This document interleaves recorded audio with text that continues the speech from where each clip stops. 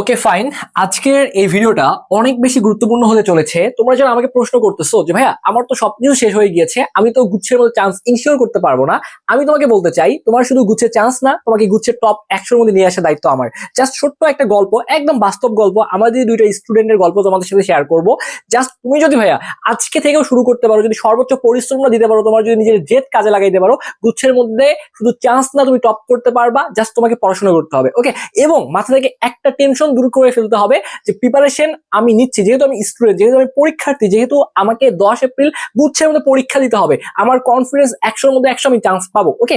এবং আমি প্রিপারেশন নেওয়ার সময় কখনোই ব্রেনকে প্রেশার দিব না যে চান্স না পাইলে আমার সবকিছু শেষ। আমি সবসময় পজিটিভ থাকবো, আমি সবসময় রাইট ট্র্যাকে থাকবো। আমার লক্ষ্য হচ্ছে চান্স পাওয়া। চান্স না হইলে কি হবে, ওভার থিঙ্কিং আমি কখনোই করবো না। একটা মানুষ, তুমি ধরো গুচ্ছের চান্স পাও না, ধরে নাও কথার কথা, চান্স না পেলে কি তোমার সবকিছু শেষ হয়ে যাবে? তোমার কিচ্ছু শেষ হবে না, তোমার কিচ্ছু শেষ হবে না। জাস্ট তুমি নর্মাল চিন্তা করো যে ওকে ফাইন, আমি প্রিপারেশন নিচ্ছি, পরীক্ষা দিব, আমাকে চান্স পাইতে হবে। এর বাহিরে আপাতত ব্রেনের মধ্যে আমি কোনো প্রেশার নিব না। সো আমাদের দুইটা স্টুডেন্ট ছিল, একজনের নাম হচ্ছে রাকিব, একজনের নাম হচ্ছে রাকিব, আরেকজনের নাম হচ্ছে সামি। তো এই যে রাকিব এবং সামি, এরা কিন্তু দুই বন্ধু ছিল। এরা যখন পরীক্ষা হলে যাবে, তো যাওয়ার সময় দুজনে আমার সাথে ছিল। তো এই যে রাকিব নামের ছেলেটা, ওর মন হচ্ছে খারাপ, ঠিক আছে? মন খারাপ কেন?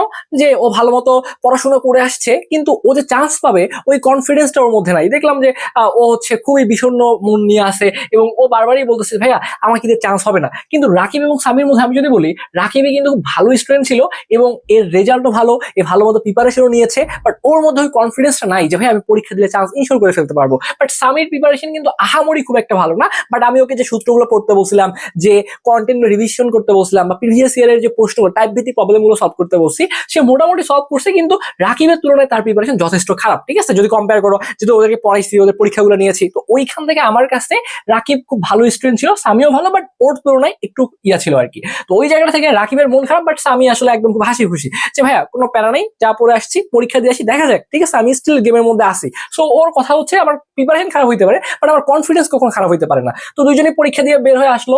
সামি বরাবরের মতো সে হাসি খুশি ছিল, পরীক্ষা দিয়ে সে হাসি খুশি। সে, আমি জিজ্ঞেস করলাম সামি কি অবস্থা, বলতে ভাইয়া পরীক্ষা তো কোপ দিয়ে আসছি, ইনশাল্লাহ ভালো কিছু হবে।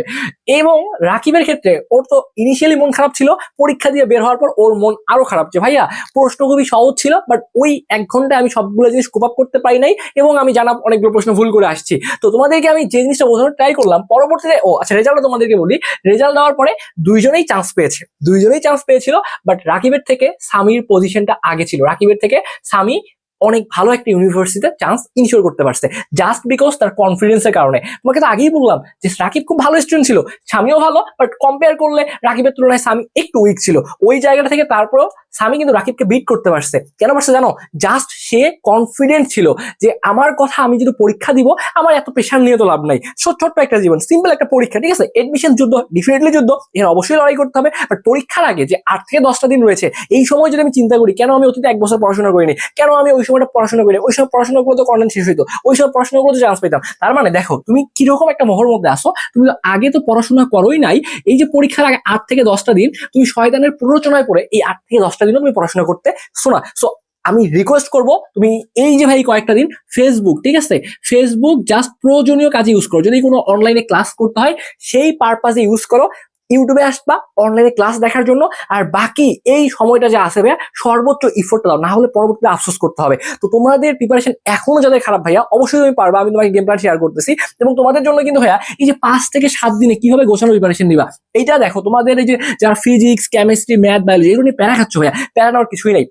তুমি শেষ সময় আহামরি কন্টেন্ট শেষ করতে পারবে না। তোমাকে যে কাজটা করতে হবে, প্রচুর পরিমাণে কিউবি, কোশ্চিন ব্যাংক সলভ করতে হবে। বিগত বছরের প্রশ্নগুলো পড়তে পড়তে একদম ঝাঁঝরা করে ফেলতে হবে, যেন ওই ফরম্যাটের যে কোনো প্রশ্ন আসুক বা ওই টাইপের রিলেটেড ব্যাখ্যা থেকে যে প্রশ্ন আসুক না কেন, তোমাকে সেগুলো পারতে হবে। তো এইগুলো পারার জন্যই কিন্তু ভাই আমাদের প্রতি বছরের নাই জিএসটি কিন্তু ফাইনাল শিওর সাজেশন ক্লাসগুলো চলতেছে, যেখানে তুমি ফিজিক্সের সাজেশন ক্লাস পাবা, কেমিস্ট্রির সাজেশন ক্লাস পাবা, ম্যাথের সাজেশন ক্লাস পাবা, বায়োলজি সাজেশন ক্লাস পাবা। এবং এই সবগুলো সাজেশন ক্লাসে আমাদের কোর্স ফি ছিল কিন্তু ভাইয়া 1200 টাকা, সেখান থেকে ডিসকাউন্ট অফারে মাত্র 620 টাকায় তুমি এই ক্লাসগুলো কিন্তু করতে পারবা। তো তুমি শেষ সময় এই ক্লাসগুলো কেন করবা? কারণ দেখো বায়োলজির তোমার ওই 2টা শিওর ক্লাসেই তোমার রিভিশন হয়ে যাবে।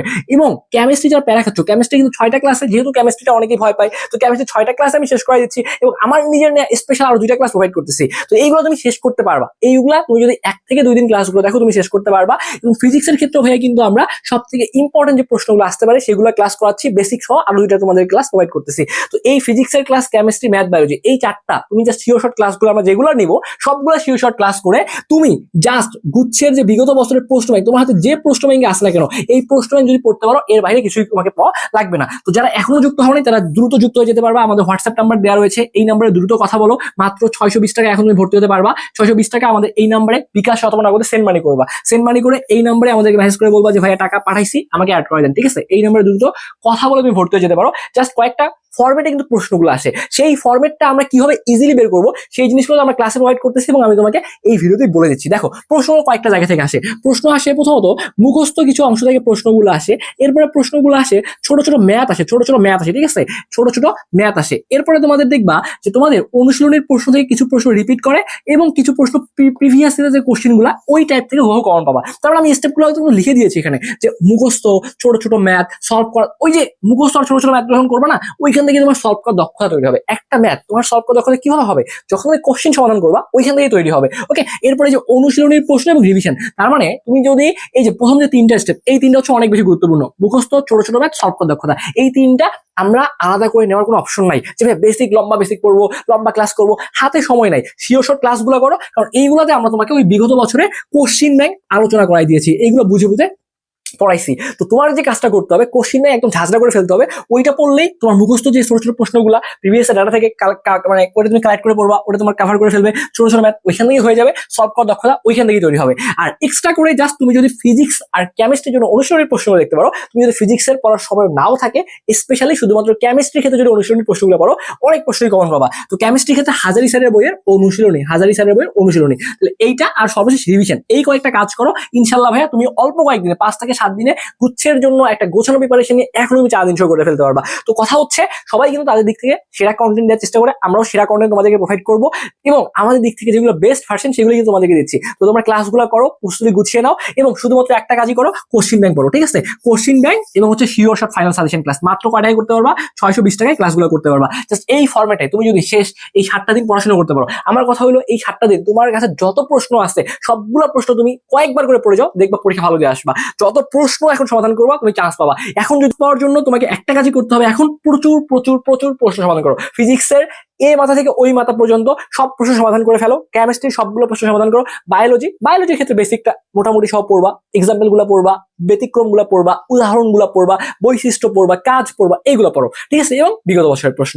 ওকে, সো এবং ম্যাথের ক্ষেত্রে টাইপ ভিত্তিক প্রবলেম গুলো পড়ো। এই কয়েকটা কাজ করো, ইনশাল্লাহ ভাই গুচ্ছে তুমি টপ পজিশন করে আসতে পারবা। তো তোমাদের সকলের জন্য অনেক অনেক দোয়া এবং শুভকামনা থাকবে। যারা এখনো যুক্ত হয়নি ভর্তি হয়ে ক্লাসগুলো শিওর শর্ট ক্লাসগুলো করো, আমাদের ফেসবুক প্রাইভেট গ্রুপে সবগুলো ক্লাস সাজানো থাকবে, তুমি সেখান থেকে সবগুলো ক্লাস সিরিয়াল ভাবে করতে পারবা। তো তোমাদের সকলের জন্য অনেক অনেক দোয়া এবং শুভকামনা রেখে আজকের এই ছোট্ট একটা ভিডিও আমি এখানে শেষ করছি। ধন্যবাদ সবাইকে।